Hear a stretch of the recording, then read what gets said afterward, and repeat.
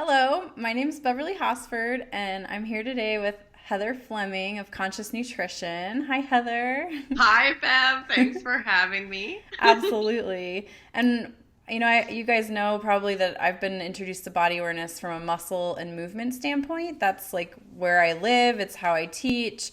And I'm really excited to have Heather here because she comes from the food and the eating realm of body awareness. And I just can't wait to hear what she has to say today. So let me introduce Heather formally. She's a recovering type A nutritionist who is seeking perfection only to realize that the body is brilliant and we have to learn how to listen.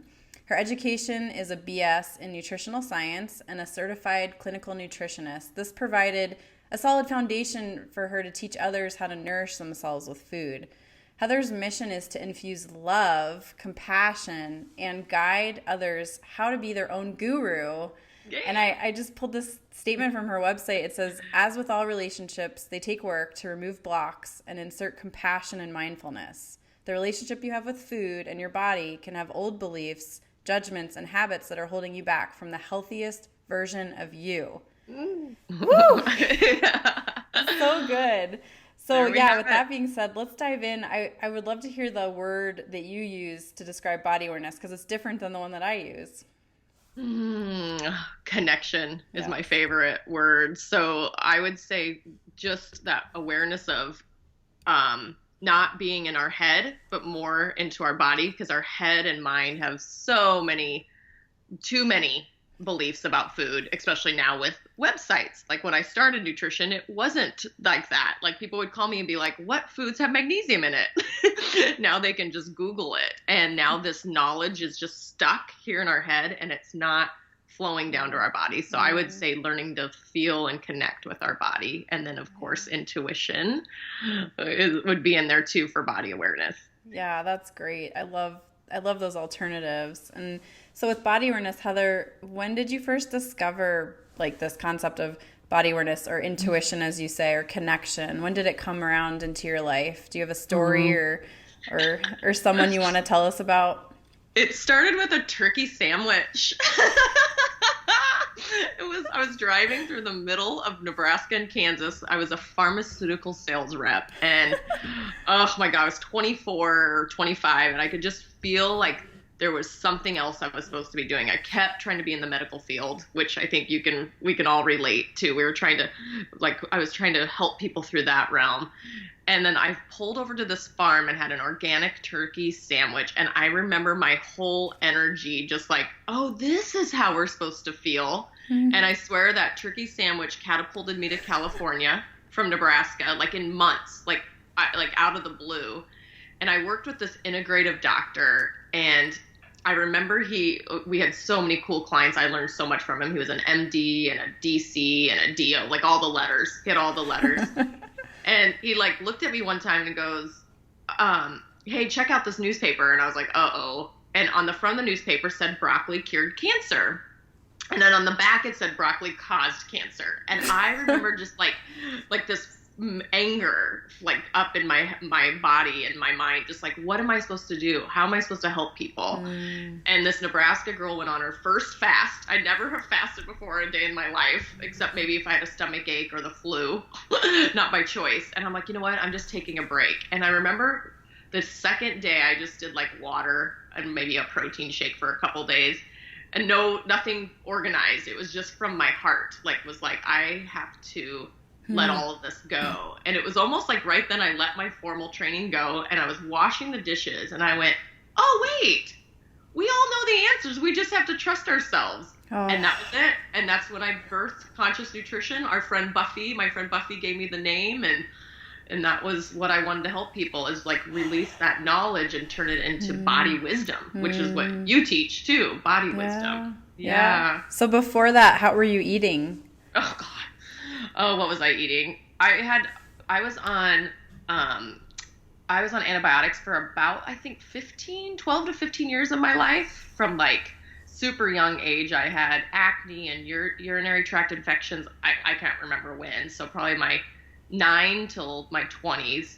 And I just kept, and I was in, nutritional science school. So I'm sure I was eating oatmeal and not an organic turkey sandwich and a bowl of fruit and my stomach would be a mess. all Okay. day. So I was probably following the standard American diet back then, trying to manipulate it and figure it out. And then I just remember the day I was standing there doing the dishes, and my friends go, "You look like you've lost weight." I go, "I lost 1,000,000 pounds of stress, pressure, Mm, trying to be perfect, trying to teach perfection, too, which there's no right. such thing. Every book is different." So I think I read hundreds of books after that and just kind of found their commonalities. And that's how I created my nutrition process and program and company. Wow. Well, yeah, Yeah. so let's dive into how do you teach body awareness, intuition, and connection when eating? What are your methods or philosophies? I love to us to identify our left brain. Our left brain is wonderful. It gets us from point A to Mm. point B, and like what we were talking, it helps us figure out how to do our websites. It's our logical mind that gets really tired. I mean, some of my friends have the most amazing left brains, and mine just gets pooped out now. I think I used it too much growing up. But I love that we have the left brain black and white knowledge, but it's also the critic too. It's also very critical of us. So Mm. when I'm working with a client, like today I'm working with one and she has the critics really loud in her. And we have our right brain, which is more intuitive, creative, and sensitive. Mm-hmm. Well, I want us to bridge those two together. Mm-hmm. And so we can go, "Oh, wow, I'm craving a donut this morning." Mm-hmm. So your left brain's criticizing, judging, that's not right. It's saying that's not how you get from point A to point Right, B. It's a absolutely. donut, right? Yeah. But then all of a sudden your right brain goes, "Wow, are you tired? Huh, are you thirsty? Do you just need Mm. some tea in your honey? Mm. I mean, honey in your tea? Like Mm. maybe tea in your honey, whatever." Like you might need something that simple, but we've criticized it, judged it, and like almost repressed it. And I really think weight and disease is stemmed from that repression versus like, let's just shine a little more compassion on it. Like, "Oh, you're craving a donut. Well, that's interesting. Yeah, you are tired and thirsty. Maybe you do need some honey, or maybe have a sweet, sweet breakfast of like a beautiful paleo pancake or whatever you're up to, like, or banana with nut butter. Like that might be all you need. Like instead of this critic and saying right and wrong all day."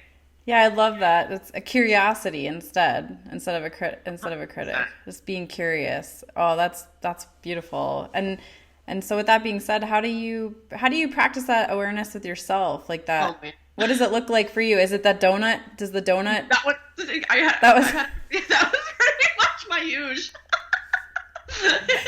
Sometimes you wake up and want the savory, big American breakfast too, Yeah. like that. So I'm like, "Oh wow, I'm hungrier today." So Okay. honestly, that's kind of how I personally do it. I mess up all the time and learn from it. And it's the words you just said, curious, like, "Oh, huh."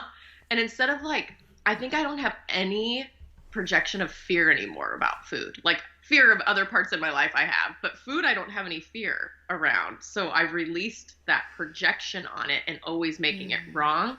So I have more space and energy around it personally. So that's what I help my clients with too. Like how can we create a little more space around that instead of like, "Oh no, my shoulders hurt, fear, fear, fear, fear. I need to go fix it, fix it, fix it." Instead of like, "Oh wow, you know what? No, it's my neck too." So like just that pausing. So I would say the pause and the constant, I love laughing at my brains. Like the critic, I love laughing. I'm like, "Oh, look at you again. Oh, aren't you funny?" So otherwise it's ran my life for so long and that wasn't fun. It was not fun being the type A for me. That Oh, wasn't.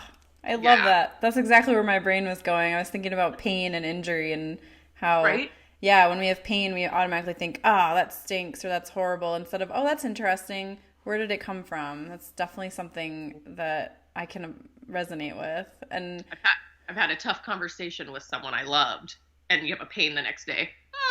Interesting. Like right. the body shows itself where we need to give more support, I think. Yeah, that's really awesome. And so you talked about the donut and like the sweetness, like maybe it's a sweet craving. And I know you have that. Do you still have that free download, the cravings book? Yeah, I don't And think it's free right now. I think it's $15 right now, but who knows? In a few months, it might be free again. But yeah, it's $15. it's worth I it. love. It's so worth it. Yeah, it's totally worth it. So the cravings, yeah, so you talked about sweet, and is that kind of how you guide people into body awareness still with like what's the craving that you have? I have 3 steps that I have us do before meal planning, just for connection. So you take 5 deep breaths with your one hand on your heart and one hand on your tummy. And if you are at a restaurant or out in public, you can just do one hand and no one will really know. You can pretend like you're playing with your necklace. And you do 5 deep breaths to get from your sympathetic nervous system into your parasympathetic nervous system. So just calming ourselves down helps open up the intestinal tract and gets our saliva juices ready for digestion. And then I have them ask hot, cold, sweet, or savory. Okay. And it's yin and yang. So it's that yin and yang. And sometimes we want all of it. And so we might need to take 5 more deep breaths. Or at a restaurant, we've all done this. The menu, all of a sudden we're like, oh, wow, that popped out at me. I didn't even know I was craving that. So when we're relaxed, because we're so relaxed at a restaurant because we're not cooking. So when we're so relaxed, we're like, oh, wow, that feels great. And we're less bloated. We're more satiated. We don't need to keep snacking after. We've absorbed more of the nutrition, too. So that's my little 3-step secret. That's awesome. Yeah, and you had that wonderful blog about all the different receptors in the body. Are there any of those that you want to share about? Like, do you teach clients about any of the different receptors for eating, or do you just mostly use this sweet, savory, hot, I use cold? mostly that, and then I do get into our left brain a teeny bit with protein or starch meals. Like if you want to do, if you're like, ooh, I am craving more meat.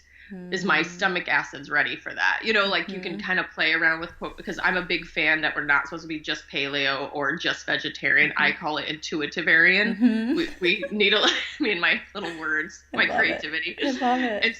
I'm like, ooh, which one do I need more of today? And you'll start to feel your own rhythm too. You'll go, oh wow, there is 3 days a month I crave more meat.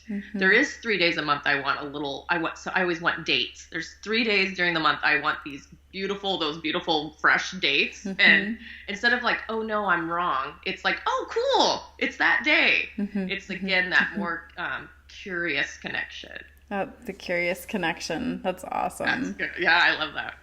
So I'm curious, do you feel like you can have too much connection or too much awareness? I love that question. I was like, yes. At first I was like, no. And then later I thought about it. I'm like, yep. Okay.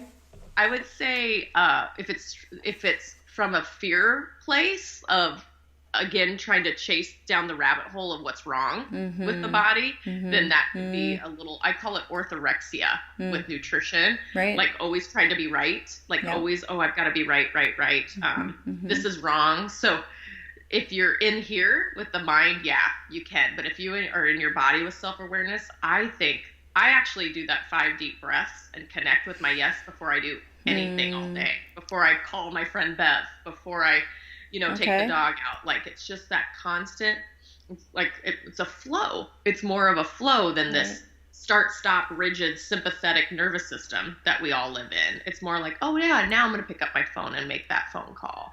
Or, oh, I can't wait to send that email. It feels right. So it's kind of heart-centered living versus, like, so depends on where it's coming from. Oh, that's really wonderful. One of the other women I spoke with about body image, and she said the same thing. She said she thinks the more awareness you have, the more you view yourself accurately, and thus a healthier body image. And I thought that was... That's right. That's cool. I like that. Yeah, I don't know if I would have thought of it that way. I would have thought maybe if you're too in tune. But I love what you talk about the fear, because I feel like if you're really in tune with the fear, you're going to bring that on. If you're really in tune with the curiosity and the connection, then so that's wonderful. I'm reading Big Magic right now by Elizabeth Gilbert. Such a good book. And she does this little ditty about bringing fear along on the road trip with her and her creativity. And fear always comes in the car, but she lets fear know it's not making any decisions for her.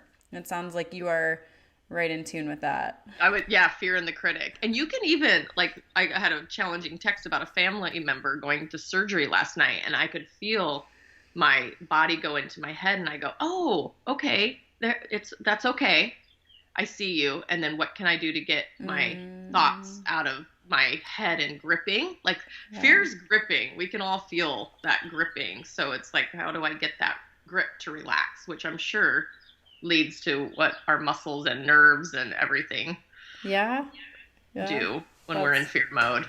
Wow, that's awesome. So earlier you talked about yin and yang a little bit.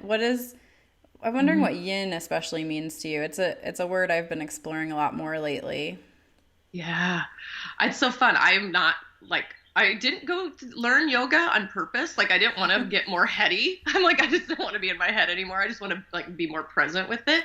So to me, I don't know if this is correct or not, but for me, No, yin would yeah. be is like more feminine flow and gentle, softer. So like for foods, I even have this great chart with foods like what do I want to say? Contraction and expansion. Mm-hmm. Some foods, like when we want grounding, some are more yang. So that would that be expanding or contracting? Maybe contracting. And I know, whatever. They're all a little bit of both. That's why and then extract, like a cucumber would be maybe a little more, expansive. So for me, like my yin and yang, I swung yang for so long being type A, and then I swung yin for a little bit too far the other way. I'm like, I don't care. I'll just let it all go. So now personally, I'm even with my business and my personal life, I'm just trying to find that keeping one foot in both for me. Yeah. Like the yang helping me execute and make an action plan, but I want it to come from my feminine spot, my place in me of my feminine to make those decisions. Yeah. I think the feminine rules for all of us. That's really great. So one question I have before we wrap up, just a curiosity of my own. So when one is trying to eat in accordance with their intuition, but maybe they don't have, like, you just kind of keep a variety in your refrigerator and then you make choices, and does food go bad or get spoiled? Yeah, that's a beautiful question. Especially I have like so many, parents of 4 kids or, things like that. So we do need to be in our left brain. What I've been finding out and teaching even more of, and you can probably even expand on this, is the vagus nerve. I'm in love with the vagus nerve. Okay. It's like the vagabond nerve that connects. 80% of its job is to connect our body up to our brain. Okay. So it's actually anticipating our needs. Like the vagus, our nervous system is already anticipating our needs. This happens to me all the time, but I always think it's magic because I believe in magic. I'll open up the fridge and go, oh my gosh, I didn't even know I wanted that, and I bought it 2 days ago. Okay. And it's like the right timing. So when you're more connected to your nervous system, it will get easier. However, at the beginning, you might need to be in the left brain a little bit. I had a client yesterday. It was so beautiful. She brought a salad to work, and she wanted a hot, and I wanted a soup instead. And I go, but look at you. She connected and found that out. Okay. Before, she was just going through the motions. She was autopilot before, and she was bloated and tired after. I go, I bet tonight when you came home for dinner, you wanted hot. I go, so your body told you what you needed for your next meal, even though she couldn't do it perfectly. But at least it kind of meal planned for her. Yeah. Isn't that neat? I swear it works. Oh. But I believe in magic too. I believe that because my husband and I make our meal plans at the beginning of the week, and it takes a lot of time and energy, we realized recently. Like we resist it sometimes. But I think the reason it takes so much energy is because we both tune in very deeply to what we want this week for food. And we bring it together, and then during the week, each night we'll say, well, which one of those meals do you want to make tonight? And we'll both tune in again, like which meal. And then sometimes one of us is like, you know what? I just want to eat this tonight. We can make the meal, but I may not eat it for a couple more days. And you just made me realize that, we kind of do that. You do. We kind of do and that there's anyway. Freedom around that now, too, instead of, this hardcore, we have to have 6 ounces of protein and like that. Oh my God, that one, I lived. How do I know it? Because I lived it. Right. But yeah, you two are totally doing it. And it's not always perfect. There's times I was like, oh shoot, I didn't plan accordingly, or I didn't feel deep enough. Life has life happen. But I just think you'll start to see rhythms. You'll go, oh wow, there is 1 week that we do want more red meat, and there's 1 week we want more fish. You'll start to see those little subtleties, and I think that gives us liberation and freedom. Oh yeah. Right? Yeah. I love watching new addiction. I love watching my son with it. My 18-month-old. Right. He will eat just a container of blueberries and some sweet potato for dinner, or he'll eat some nights he'll eat 4 different things, and some nights he'll just have one thing, and other nights he doesn't want to eat any dinner, and it makes my husband a little more crazy than me. I think it's fascinating. It's the secret to life there. And if we can get back into that, like that open-mindedness, that's the liberation that we're all really craving, not being on the perfect diet and weighing our food. That's not what we're craving. You can use that knowledge here and there when you need to, like, okay, I need to ground some things and practice. Great, then it's a practice, but not a way of living. Ugh. Oh, you're such a gift to all of your clients. Thank you. I wanted to have you share your favorite book or blog with anyone who's watching. So if they're feeling a craving, they can. Oh gosh, that's such a good one. Or just anything that that's in your presence right now. I just saw a bunch of my colleagues attacking cravings like they were bad. And that's why I wrote my cravings book. And I actually used Louise Hay's How You Can Heal Your Life. Like her chart of, like, here's the craving, or here's the situation. I won't say problem. Here's the situation. Here's what's, like, what's going on, and here's the affirmation. So So Louise, that book and that movie, I swear, every person who's on their healing journey, it's such a great way to open up your, like, oh, so my neck hurts because of that conversation. I mean, Louise is the one that helped me with that. Oh, sounds like a good one. Yeah, so I modeled the cravings book to be like, I'm craving sweet or crunchy or salty or chocolate. Right. And then what's going on in the body emotionally and physically. So more sweetness in life is probably what I was needing in the morning there with those donuts. So how can I have more sweetness today? And then physically what to do to give myself more support too. So Louise Hay's book or her movie, or it sounds like your cravings book might be a good one if someone's looking. Throw mine in the Rolodex. I think I might have, I don't know if it was ever free. I think I might have reviewed it. Was for years. It was free for like a year. No, you're totally right. I'm pretty sure I looked at it. So I'm sure I asked you to look at it. I gave away the farm. I've given away the farm a few times, and then now I brought it in as a product when you join and become a member and such. Oh, so that's great. I think you're more likely to read something cover to cover anyway when you pay for it. So yeah. Well, that being said, are there any products or services you want to share with anyone who's watching? I am creating this word called structure. I've been so in my yin and creative mode, and now my yang's like, well, how about we land this? And last year, I think I needed to be more creative to help with expansion. But I kind of brought back my old stuff. So I do seasonal programs. So I do 3-week resets, 1-week jump starts, and I kind of plan them on when our body needs the support. So reset is spring and fall is when we need to, like, oh, it's time to spring clean our house. So it's time to spring clean our body. So you can work with me either seasonally or annually. You can pay by the year. And again, I'm not teaching diet or anything. I'm only teaching how you can keep connecting and staying and strengthening that connection. Because you're not just done. It's an ongoing process. So yeah, that's my new structure. You can work with me either seasonally or annually. That's awesome. And I saw, you're doing Facebook Live videos, some cooking, cooking in the kitchen. So Heather's Facebook is Conscious Nutrition, and her website is Conscious Nutrition, which is so amazing that you landed that.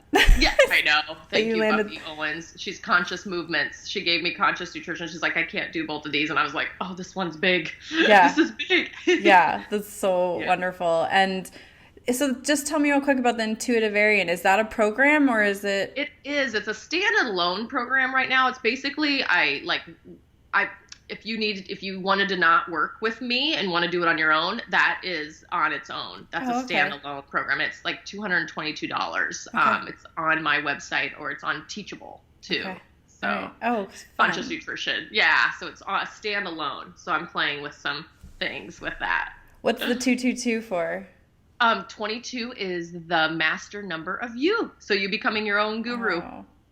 That's why it's 22 days. It's a 22-day process too. So you can just like fully become your own guru. I wish I would have made it 222 days because it does. I tried to condense it.